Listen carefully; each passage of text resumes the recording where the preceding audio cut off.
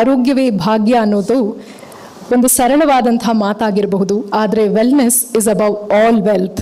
ಹೀಗಾಗಿ ಸ್ವಾಸ್ಥ್ಯವನ್ನ, ಜನಮಾನಸಕ್ಕೆ ಬೇಕಾದಂತಹ ಸುಖವನ್ನ, ಸೌಖ್ಯವನ್ನ, ಅಭ್ಯುದಯವನ್ನ ನಾವು ಈ ಕ್ಷೇತ್ರದಲ್ಲಿ ನೋಡಬೇಕಾಗತ್ತೆ. ಪ್ರತಿ ಆವಿಷ್ಕಾರ, ಪ್ರತಿ ಸಂಶೋಧನೆ ಹೊಸತನವನ್ನ ತರುತ್ತೆ. ಇದನ್ನ ನಾವು ಆಸ್ವಾದಿಸಬೇಕಾಗತ್ತೆ. ಈ ಕುರಿತಾಗಿ ಒಂದು ಸ್ಪೀಕರ್ ಸ್ಲಾಟ್ ಇದೆ. 5 ನಿಮಿಷಗಳ ಕಾಲಾವಧಿಯನ್ನ ನಾವು ನೀಡ್ತಾ ಇದ್ವಿ. 3 ಜನ ಇದರಲ್ಲಿ ಭಾಗವಹಿಸಲಿದ್ದಾರೆ. ಮೊದಲನೆಯದಾಗಿ I take great pride in calling upon Gurulingaiah KP. ಉದ್ಯಮಿಗಳು ಇವರು. ಸ್ವದೇಶಿ ದೇಸಿ ಅನ್ನುವಂಥ ಒಂದು cold press Virgin coconut oil ಈ ಒಂದು ಸಂಸ್ಥೆಯ ಸಂಸ್ಥಾಪಕರು ಹಾಗೂ ವ್ಯವಸ್ಥಾಪಕ ನಿರ್ದೇಶಕರು. Kindly address the gathering.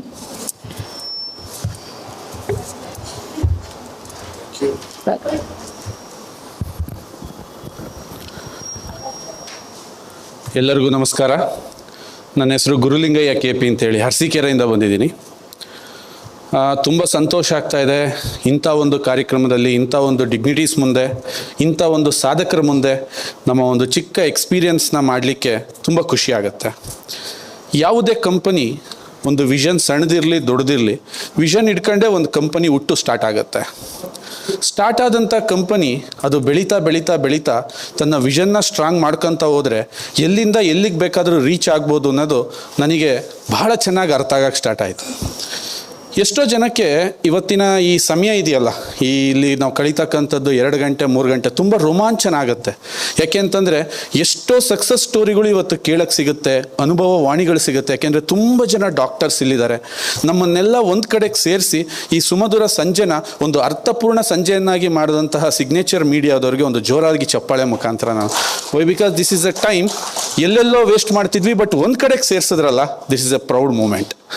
ಇನ್ನು ನನ್ನ ವಿಚಾರ ಹೇಳೋದಾದರೆ 2012ರಲ್ಲಿ ನನ್ನ ವಿದ್ಯಾಭ್ಯಾಸ MBA. ಹಲವಾರು ವಿದೇಶಗಳಲ್ಲಿ ಕೆಲಸ ಮಾಡಿ ವಾಪಸ್ ತಾಯ್ನಾಡಿಗೆ ಬರಬೇಕಾಯ್ತು, ಬಂದು ನೆಲೆಸಬೇಕಾಯ್ತು. ವಾಪಸ್ ಬರಲಿಕ್ಕೂ ಕೂಡ ಒಂದು ಸ್ಟ್ರಾಂಗ್ ಇಂಟೆನ್ಷನ್ ಇತ್ತು. ಇಡೀ ಪ್ರಪಂಚದಲ್ಲಿ ತೆಂಗನ್ನು ತಿನ್ನಬೇಡಿ, ತೆಂಗನ್ನು ಬಳಸಬೇಡಿ, ತೆಂಗಲ್ಲಿ ಕೊಲೆಸ್ಟ್ರಾಲ್ ಇದೆ, ತೆಂಗಿಂದ ಹಾರ್ಟ್ ಅಟ್ಯಾಕ್ ಆಗುತ್ತೆ ಅಂತ ಹೇಳ್ತಿದ್ದಂಥ ದೇಶ ಅಮೆರಿಕ. ಆ ಅಮೆರಿಕದಲ್ಲೇ ನಾನು ಕೆಲಸ ಮಾಡ್ತಾ ಇದ್ದೆ. ನನಗೆ ಅಲ್ಲಿ ಕಂಡಿದ್ದೇನು ಅಂತಂದರೆ, ಇಡೀ ಪ್ರಪಂಚದಲ್ಲೇ ಯಾವ ದೇಶನೂ ಇಂಪೋರ್ಟ್ ಮಾಡದೇ ಇರೋವಷ್ಟು ತೆಂಗಿನ ಉತ್ಪನ್ನಗಳನ್ನ ಅವ್ರು ಇಂಪೋರ್ಟ್ ಮಾಡ್ಕೋತಾ ಇದ್ರು. ಪ್ರಪಂಚಕ್ಕೆ ಮಾತ್ರ ತಿನ್ನಬೇಡಿ ಅಂತ ಹೇಳಿ ಅವ್ರು ಮಾತ್ರ ಇಂಪೋರ್ಟ್ ಮಾಡ್ಕೊಂತಿರ್ಬೇಕಾದ್ರೆ ನನಗೆ ಭಾಳ ಸರ್ಪ್ರೈಸ್ ಅನ್ಸೋಕ್ಕೆ ಸ್ಟಾರ್ಟ್ ಆಯಿತು. ಆ ಸಂದರ್ಭದಲ್ಲಿ ಒಬ್ಬರು ಡಾಕ್ಟ್ರು ಬ್ರೂಫೆಟ್ ಅನ್ನೋರು ಸಂಪರ್ಕ ಆಯಿತು. ಸಂಪರ್ಕ ಆದಾಗ ಅದ್ಭುತವಾದ ಮಾಹಿತಿಗಳು ನನಗೆ ತಿಳಿದ ನಂತರ ವಿಶ್ವದ ಶ್ರೇಷ್ಠ ತೆಂಗನ್ನು ನಮ್ಮ ಅರಸೀಕೆರೆ ತಿಪ್ಟೂರಲ್ಲಿ ನಾವು ಬೆಳಿತೀವಿ. ಯಾಕೆ ಅಂತಂದರೆ ತೆಂಗು ಒಂದು ಕರಾವಳಿಯ ಬೆಳೆ. ಕರಾವಳಿಯಲ್ಲಿ ಅತಿ ಹೆಚ್ಚು ಮಳೆ ಬೀಳೋದ್ರಿಂದ ಆ ಮಣ್ಣಲ್ಲಿ ಸವಕಳಿ ಉಂಟಾಗಿ ಅಲ್ಲಿ ಅಷ್ಟೊಂದು ಸದೃಢತೆ ಇರಲ್ಲ, ಮಣ್ಣಲ್ಲಿ ಅಷ್ಟೊಂದು ಫಲವತ್ತತೆ ಇರಲ್ಲ. ಆದರೆ ವಿಶೇಷವಾಗಿ ಭಗವಂತ ಈ ಮೇಲೆ ಅಂದರೆ ಈ ಘಟ್ಟ ಪ್ರದೇಶ ಅಂತ ಕರಿತೀವಲ್ಲ, ಅಲ್ಲಿ ತೆಂಗು ಬೆಳೆಯೋ ಒಂದು ಜಾಗನ ನಮ್ಮ ಕಡೆ ಕೊಟ್ಬಿಟ್ಟಿದ್ದಾನೆ. ಆ ತೆಂಗಲ್ಲಿ ಸೋಡಿಯಂ ಮಾನೋಲಾರಿಕ್ ಆ್ಯಸಿಡ್ ಯಥೇಚ್ಛವಾಗಿರುತ್ತೆ, 54% ಇರುತ್ತೆ. ಈ ಸೋಡಿಯಂ ಮಾನೋಲಾರಿಕ್ ಆ್ಯಸಿಡ್ ಅಂದಾಗ ಎಷ್ಟೋ ಜನಕ್ಕೆ ಗೊತ್ತಿಲ್ಲ. ಇವತ್ತಿನ ದಿನಮಾನಗಳಲ್ಲಿ ನನಗೆ ತುಂಬ ನೋವಾಗೋ ಸಂಗತಿ ಏನು ಅಂತಂದರೆ, ಮಂಗಳ ಗ್ರಹದಲ್ಲಿ ನೀರಿದೆಯಾ ಅಂತ ನೋಡೋಕೆ ಹೋಗ್ತಾ ಇದ್ದೀವಿ, ಚಂದ್ರನಲ್ಲಿ ಏನಿದೆ ಅಂತ ನೋಡೋಕೆ ಹೋಗ್ತಾ ಇದ್ದೀವಿ. ಆದರೆ ನನ್ನ ದೇಹದೊಳಗೆ ಏನಾಗ್ತಿದೆ ಅನ್ನೋದು ಜನರಿಗೆ ಒಂದು 5% ಕೂಡ ಗೊತ್ತಿಲ್ಲ. ಇದು ನನಗೆ ಭಾಳ ನೋವಿನ ಸಂಗತಿ. ಯಾಕೆಂದರೆ ಯಾವುದೇ ದೇಶ ಶ್ರೀಮಂತ ಆಗಬೇಕು ಅಥವಾ ಯಾವುದೇ ದೇಶ ಮುಂದುವರಿಬೇಕು, ನಿಮ್ಮ ಮಂಥನ ಮುಂದುವರಿಬೇಕು ಅಂತಂದರೆ ಅದು ನಿಮ್ಮ ಆರೋಗ್ಯದ ಮೇಲೆ ಡಿಪೆಂಡ್ ಆಗಿರುತ್ತೆ. ಯಾವ ದೇಶದಲ್ಲಿ ಅತ್ಯಂತ ಹೆಚ್ಚು ಆರೋಗ್ಯವಂತರಿರ್ತಾರೋ ಅವರಿಂದ ಆ ದೇಶ ಏನನ್ನು ಬೇಕಾದ್ರೂ ನಿರೀಕ್ಷಿಸ್ಬೋದು. ಆರೋಗ್ಯವೇ ಭಾಗ್ಯ ಅಂತ ಹೇಳೋದ್ರಲ್ಲೂ ಒಂದು ಅರ್ಥ ಇದೆ. ಎಕ್ಸಾಂಪಲ್, ಇವತ್ತು ನಾವು ಎಲ್ಲ ಈ ಬಲ್ಪಿನ ಕೆಳಗೆ ಇವತ್ತು ಈ ಕಾರ್ಯಕ್ರಮ ಮಾಡ್ತಾ ಇದ್ದೀವಿ. ಕಂಡಿಡಿದವ್ರು ಯಾರು ಅಂದರೆ ಎಡಿಸನ್ ಅಂತೀವಿ. ಅವತ್ತೇನಾದ್ರು ಎಡಿಸನ್ನಿಗೆ ಹೆಲ್ತ್ ಇಲ್ಲ ಅಂದಿದ್ರೆ ಮೋಸ್ಟ್ಲಿ ಆತ ಮೆಡಿಸನ್ ಕಂಡಿಡಿಯೋಕೆ ಹೋಗ್ತಿದ್ದ, ಮೋಸ್ಟ್ಲಿ ಬಲ್ಬ್ ಕಂಡಿಡಿತಿರ್ಲಿಲ್ಲ. Is a simple. ಇವತ್ತು ಏನೇನು ಈ ಭೂಮಿ ಮೇಲೆ ವಂಡರ್ ಸೃಷ್ಟಿಯಾಗಿದೆಯೋ ಅದೊಬ್ಬ ಅದ್ಭುತ ಆರೋಗ್ಯವಂತನಿಂದ ಸೃಷ್ಟಿಯಾಗಿದೆ. ಇದು ತಿಳಿದ ನಂತರ ನನಗೆ ಪರ್ಟಿಕ್ಯುಲರ್ಲಿ ಇದೇ ಕ್ಷೇತ್ರದಲ್ಲಿ ಯಾಕೆ ಕೆಲಸ ಮಾಡಬೇಕು ಅಂತ ಅನ್ನಿಸ್ತು ಅಂತಂದರೆ, ಐ ಫೀಲ್ ಸರ್ಪ್ರೈಸ್ಡ್. ಯಾಕೆ ಅಂದರೆ ಎಷ್ಟೋ ಜನ ನನ್ನ ಸ್ನೇಹಿತರು ಕೇಳ್ತಾ ಇದ್ರು, ತುಂಬ ಚೆನ್ನಾಗಿ ಓದಿದೆಯಾ, ಆಚೆಗಡೆ ಎಲ್ಲ ಕೆಲಸ ಮಾಡಿರೋ ಎಕ್ಸ್ಪೀರಿಯನ್ಸ್ ಇದೆ, ಈ ವರ್ಜಿನ್ ಕೋಕೋನಟ್ ಆಯಿಲಿಂದ ಯಾಕೆ ಹೋಗ್ತೀಯಾ? This is not a just a oil. ನೋಡಿ, ಎಷ್ಟೋ ಜನಕ್ಕೆ ಗೊತ್ತಿಲ್ಲ, ಒಬ್ಬ ಮನುಷ್ಯನ ಆಹಾರದ ಪಿರಮಿಡ್ ಇರುತ್ತೆ. ಒಂದು ಪಿರಮಿಡ್ ಅಂತ ತಾವು ಅಂದ್ಕೊಳ್ಳಿ. ಆ ಪಿರಮಿಡಲ್ಲಿ ತುಂಬ ಕಾರ್ಬೋಹೈಡ್ರೇಟ್ಸ್ ಇದೆ, ಅಕ್ಕಿ, ಗೋಧಿ, ರಾಗಿ ಇದೆ, ತುಂಬ ಬೇಳೆಗಳಿದ್ದಾವೆ, ಮಾಂಸ ಇದೆ, ಮೀನಿದೆ, ಪ್ರೋಟೀನ್ ಕಂಟೆಂಟ್ ಇದೆ. ತುಂಬ ವಿಟಮಿನ್ಸ್, ಹಣ್ಣುಗಳು, ತರಕಾರಿಗಳಿದೆ. ಆದರೆ ಇದು ಯಾವುದು ನಾವು ಹಂಗೆ ತಿನ್ನೋಕ್ಕಾಗಲ್ಲ. ನಾವೇನು ನಮ್ಮ ಮನೆಗೆ ಆಹಾರ ತರ್ತೀವೋ ಅದನ್ನು ಬೇಯಿಸಬೇಕು, ಪ್ರೋಸೆಸ್ ಮಾಡಬೇಕು. ಅದಕ್ಕೆ ಒಂದು ಉತ್ತಮವಾದ ಕೊಬ್ಬನ್ನು ಆ್ಯಡ್ ಮಾಡಿದಾಗ ಅದೊಂದು ಪರಿಪೂರ್ಣ ಆಹಾರ ಆಗುತ್ತೆ. ನಾವು ಅದನ್ನು ತಿನ್ನಬೇಕು. ನಂತರ ನನ್ನ ದೇಹಕ್ಕೆ ಅದರಿಂದ ಏನೇನು ಶಕ್ತಿ ಬೇಕೋ ಎಲ್ಲ ಸಿಗುತ್ತೆ. ಒಂದು ವಿಶೇಷವಾಗಿರೋ ಮಾಫಿಯಾ ಎಷ್ಟು ಚೆನ್ನಾಗಿ ಕೆಲಸ ಮಾಡ್ತಿದೆ ಅಂತಂದರೆ, ಆ ಪಿರಮಿಡ್ನ ಮೇಲಿರ್ತಕ್ಕಂತಹ ಪ್ರಾಡಕ್ಟ್, ನಮ್ಮ ಆಹಾರದ ಪಿರಮಿಡ್ನ ಟಾಪ್ ಪ್ರಾಡಕ್ಟ್ನ ಕೊಬ್ಬು ಅಂತ ಕರಿತೀವಿ ಅಥವಾ ಆಯಿಲ್ ಅಂತ ಕರಿತೀವಿ. ಅದನ್ನು ಕಂಟಾಮಿನೇಟ್ ಮಾಡಿ ಎಂಟೈರ್ ಮನುಕುಲದ ಆಹಾರದ ಪಿರಮಿಡ್ನೇ ಇವತ್ತು ಪಾಯ್ಸನೇಟ್ ಆಗಿ ಮಾಡಾಕಿದ್ರು. ಇದ್ರ ಬಗ್ಗೆ ನಿಮಗೆ ಕ್ಯಾಲ್ಕುಲೇಷನ್ ಹೇಳ್ತೀನಿ ಕೇಳಿ. ನಮ್ಮ ಸಾಮಾನ್ಯ ಜನರಿಗೆ ಗೊತ್ತಿಲ್ಲ ಅಂತ ಹೇಳ್ತಿರ್ತೀನಲ್ಲ, ಕ್ಯಾಲ್ಕುಲೇಷನ್. 2000ನೇ ಇಸ್ವಿನಲ್ಲಿ ಅಕ್ಕಿ ರೇಟು 10 ರೂಪಾಯಿ ಇತ್ತು. ಎಲ್ಲರಿಗೂ ಗೊತ್ತಿದೆಯಲ್ಲ, 2000ನೇ ಇಸ್ವಿ. 2005ರಲ್ಲಿ 15ರಿಂದ 20 ರೂಪಾಯಿ ಆಯಿತು. 2010ರಲ್ಲಿ 25ರಿಂದ 30 ರೂಪಾಯಿ ಆಯಿತು. 2015ರಲ್ಲಿ 40 ಆಯಿತು. 2020ರಲ್ಲಿ 50 ಆಯಿತು. ಇವತ್ತು 24ರಲ್ಲಿ ಇದ್ದೀವಿ. 70 ರೂಪಾಯಿ ಇದೆ 1 kg ಅಕ್ಕಿ ರೇಟ್. ಕಾರಣ ಏನು ಹೇಳ್ಬೋದು ನಾವು ಇದಕ್ಕೆ? ಸರ್, ಕಲ್ಟಿವೇಷನ್ದು ಜಾಸ್ತಿ ಆಗಿದೆ, ರಸಗೊಬ್ಬರಗಳ ದುಡ್ಡು ಜಾಸ್ತಿ ಆಗಿದೆ, ಅಗತ್ಯ ಅವಶ್ಯಕತೆ ವಸ್ತುಗಳು, ಕೂಲಿ ಕಾರ್ಮಿಕರದು ರೇಟ್ ಎಲ್ಲ ಜಾಸ್ತಿ ಆಗಿದೆ, ಅದಕ್ಕೆ ಅಕ್ಕಿ ರೇಟ್ ಜಾಸ್ತಿ ಆಗಿದೆ ಅಂತ ನಾವು ಸಾಮಾನ್ಯವಾಗಿ ಇದನ್ನು ಊಹಿಸ್ತೀವಿ. ನೋಡಿ, ಅಕ್ಕಿ ರೇಟ್ ಜೊತೆಗೆ ಎಲ್ಲ ಬೇಳೆ, ಕಾಳು, ತರಕಾರಿಗಳ ರೇಟು ಜಾಸ್ತಿ ಆಗಿದೆ. ಇದು ಸ್ವಾಗತಾರ್ಹ, ಒಳ್ಳೆ ವಿಚಾರ, ಆಗಲೇಬೇಕು. ಇಲ್ಲಾಂದರೆ ರೈತ ಅವನ ಜೀವನ ಹೇಗೆ ನಡೆಸ್ತಾನೆ? ನನಗೆ ಅರ್ಥ ಆಗದೆ ಇರೋ ಒಂದೇ ಒಂದು ಪ್ರಶ್ನೆ ಏನು ಅಂದರೆ, ಮ್ಯಾಥಮೆಟಿಕ್ಸ್ ಎಲ್ಲದಕ್ಕೂ ಮ್ಯಾಥಮೆಟಿಕ್ಸ್ ಅಲ್ವಾ? 2000ನೇ ಇಸ್ವಿನಲ್ಲೂ ಅಡುಗೆ ಎಣ್ಣೆ ರೇಟ್ 100 ರೂಪಾಯಿ ಇತ್ತು. 2024ರಲ್ಲೂ ಅಡುಗೆ ಎಣ್ಣೆ ರೇಟ್ 100 ರೂಪಾಯಿ ಇರುತ್ತೆ ಅಂದರೆ ಹಂಗಾರೆ ಸೂರ್ಯಕಾಂತಿ ಏನಾದ್ರು ಚಂದ್ರಲೋಕದಲ್ಲಿ ಬೆಳೀತಾ ಇದ್ದಾರಾ? ಏನಿದು? ಇದು ಸಿಂಪಲ್ ಕ್ಲಾರಿಟಿ ಅಷ್ಟೇ. ಏನಂತಂದರೆ, ಈ ಎಲ್ಲ ಆಹಾರ ಪದಾರ್ಥಗಳ ರೇಟ್ ಜಾಸ್ತಿ ಆದಂಗೆ ಅಡುಗೆ ಎಣ್ಣೆ ರೇಟ್ ಏನಾದರೂ ಜಾಸ್ತಿ ಆದರೆ ಎಲ್ಲರೂ ಕಾಮನ್ ಆಗಿರೋ ಎಣ್ಣೆನ ತಿನ್ನಕ್ಕೆ ಸ್ಟಾರ್ಟ್ ಮಾಡ್ತಾರೆ. ಅವ್ರ ಊರಲ್ಲೇ ಎಣ್ಣೆ ಮ್ಯಾನುಫ್ಯಾಕ್ಚರಿಂಗ್ ಸ್ಟಾರ್ಟ್ ಮಾಡ್ತಾರೆ. ಆ ನಂತರ ಅವರದ ಆಹಾರದ ಪಿರಮಿಡ್, ಒಂದು ಸಂತೃಪ್ತ ಕೊಬ್ಬು ಅವ್ರ ದೇಹಕ್ಕೆ ಪ್ರವೇಶ ಆಯಿತು ಅಂದರೆ ಎಷ್ಟೋ ಕಾಯಿಲೆಗಳು ಕಮ್ಮಿ ಆಗುತ್ತವೆ ಅನ್ನೋ ಒಂದು ಹುನ್ನಾರ ಇವತ್ತು ಅಡುಗೆ ಎಣ್ಣೆ ರೇಟ್ನ ಜಾಸ್ತಿ ಆಗಕ್ಕೆ ಬಿಡ್ತಾ ಇಲ್ಲ. ಇದು ನಮಗೆ ಗೊತ್ತಿಲ್ಲ. ಇದು ನನಗೆ ಯಾವಾಗ ಗೊತ್ತಾಯ್ತೋ, ದಿಸ್ ಈಸ್ ಮೈ ಪೊಸಿಷನ್, ಇಲ್ಲೇ ನಾನು ಕೆಲಸ ಮಾಡಬೇಕು, ಇದನ್ನು ನಾನು ರೆಡಿ ಮಾಡಬೇಕು ಅಂತೇಳಿ 2012ರಲ್ಲಿ ಈ ಕಾರ್ಪೊರೇಟ್ ಜಗತ್ತಿಗೆ ವಿದಾಯ ಹೇಳಿ ನಾನೇ ಸ್ಟಾರ್ಟ್ ಮಾಡಿದೆ. ವರ್ಜಿನ್ ಕೊಕೊನಟ್ ಆಯಿಲ್ ಬಗ್ಗೆ ಅವಾಗ ಅಷ್ಟು ಸಂತೀಕ್ಷ್ಣವಾದ ಮಾಹಿತಿ ಇಲ್ಲ, ಅದು ಮ್ಯಾನುಫ್ಯಾಕ್ಚರಿಂಗ್ ಬಗ್ಗೆ ಗೊತ್ತಿಲ್ಲ. ನಾನೇ ಓಡಾಡಿದೆ, ಕೇರಳ ಹೋದೆ, ಫಿಲಿಪೀನ್ಸ್ ಹೋದೆ, ಎಲ್ಲೆಲ್ಲಿ ಓಡಾಡೋಕ್ಕೆ ಸಾಧ್ಯ, ಒಂದು ಉತ್ತಮವಾಗಿರೋ ಗುಣಮಟ್ಟದ ತೆಂಗಿನ ಎಣ್ಣೆನ ಹೇಗೆ ತಯಾರಿಸ್ಬೋದು. ದಿನಕ್ಕೆ 1 ಲೀಟ್ರ್ ಎಣ್ಣೆ ತೆಗಿತಕ್ಕಂಥ ಮಿಷಿನ್ನ ತಯಾರ್ಸೋಕ್ಕೆ ನನಗೆ 1 ವರ್ಷ ಆಯಿತು. ಬಟ್ ಇವತ್ತು ಪ್ರತಿದಿನ 4ರಿಂದ 5 ಸಾವಿರ ಲೀಟ್ರ್ ತೆಗಿತಾ ಇದ್ದೀವಿ. ಒಂದು ತಿಂಗಳಲ್ಲಿ 1 ಲಕ್ಷ ಲೀಟ್ರ್ವರೆಗೂ ಆಯಿಲ್ನ ತೆಗಿತಾ ಇದೆ. ಎಲ್ಲೂ ಅಡ್ವರ್ಟೈಸ್ಮೆಂಟ್ಗೆ ಹೋಗಲಿಲ್ಲ. ಜಸ್ಟ್ ಜನಗಳ ಏನು ಮಾತಿದೆ ಅದೇ powerful advertisement and permanent advertisement. ಯಾಕೆ ಇದು ಇಷ್ಟು ಕಾನ್ಫಿಡೆಂಟಾಗಿ ಈ ಪ್ರಾಡಕ್ಟ್ ಮೂವ್ ಆಯಿತು ಅಂತಂದರೆ, ಹಲವಾರು ಸಮಸ್ಯೆಗಳು ದೇಹದಲ್ಲಿ ಇವತ್ತು ತುಂಬ ಜನ ಮಾತಾಡ್ತಾ ಇರ್ತಾರೆ, ತುಂಬ ಫನ್ನಿಯಾಗಿರುತ್ತೆ. ನಮ್ಮ ಡಾಕ್ಟರ್ಸು ಕೂಡ ಇದ್ದಾರೆ, ತುಂಬ ಸೇವೆ ಮಾಡಿದ್ದಾರೆ ವೈದ್ಯಕೀಯ ಕ್ಷೇತ್ರದಲ್ಲಿ, ಈ ಸೋಷಿಯಲ್ ಮೀಡಿಯಾದಲ್ಲಿ ತುಂಬ ನಾವು ಇನ್ಸ್ಪೈರ್ ಆಗಿದ್ದೀವಿ. ನಾನು ಈಗ ಒಂದು 2 ಹತ್ರ ಫೋಟೋ ತಗೊಂಡೆ. ನೋಡಿ, ದೇಹದಲ್ಲಿ ರಕ್ತನಾಳ ಏನಕ್ಕಿದ್ದಾವೆ, ರಕ್ತ ಏನಕ್ಕಿದೆ ಅನ್ನೋದೇ ಎಷ್ಟೋ ಜನಕ್ಕೆ ಗೊತ್ತಿಲ್ಲ.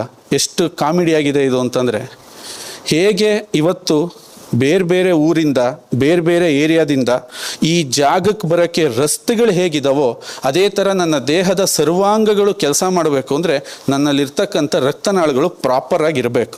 ಒಂದು ಸಿಂಪಲ್ ನಾಲೆಡ್ಜಲ್ಲಿ ಹೇಳ್ಬೇಕಂದ್ರೆ, ಈ ರಕ್ತನಾಳಗಳು ರಸ್ತೆ ಹಾಳಾದರೆ ಆಚೆಗಡೆ ಹಾಕಲಿಕ್ಕೆ ಟಾರ್ ಇದೆ, ಜಲ್ಲಿ ಇದೆ.